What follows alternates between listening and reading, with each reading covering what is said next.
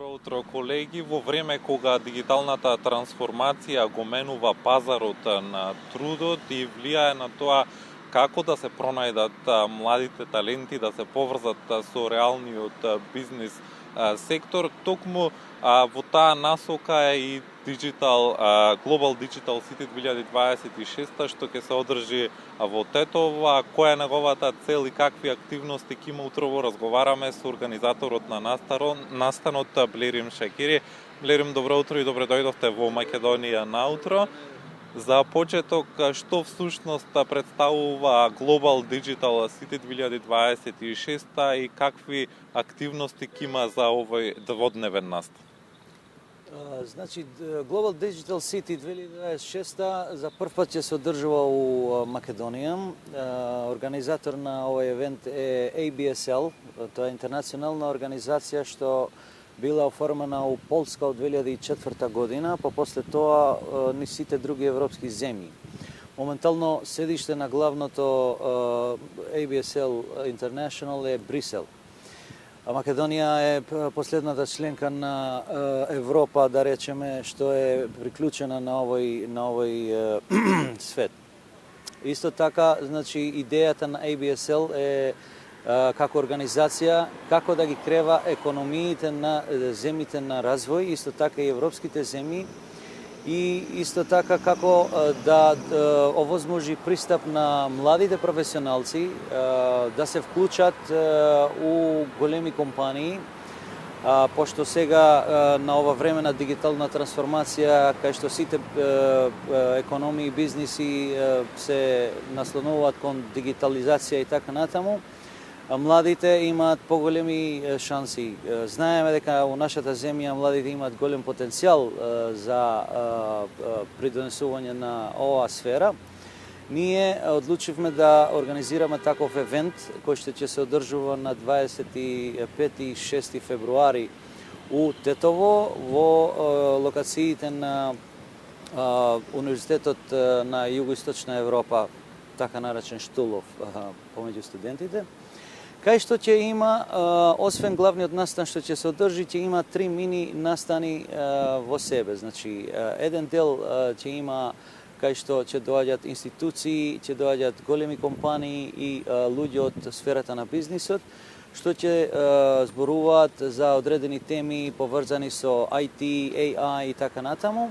Исто така ќе има други евенти внатре во евентот, значи кај што ќе има едно ќоше кај што ќе се потпишуваат договори помеѓу компании во истата сфера. Исто така у друга просторија ќе има моменти кај што младите професионалци, тоа студентите, ќе може да видат што има потенцијал за нивно вработување, за да постигнат значи повеќе резултати низ пазарот у Европа и така натаму. Ги споменавте директните средби помеѓу работодавачите и младите. Очекувате ли дека ќе има директни вработувања за време на овој настан и можности за склучување на договори со бизнис секторот?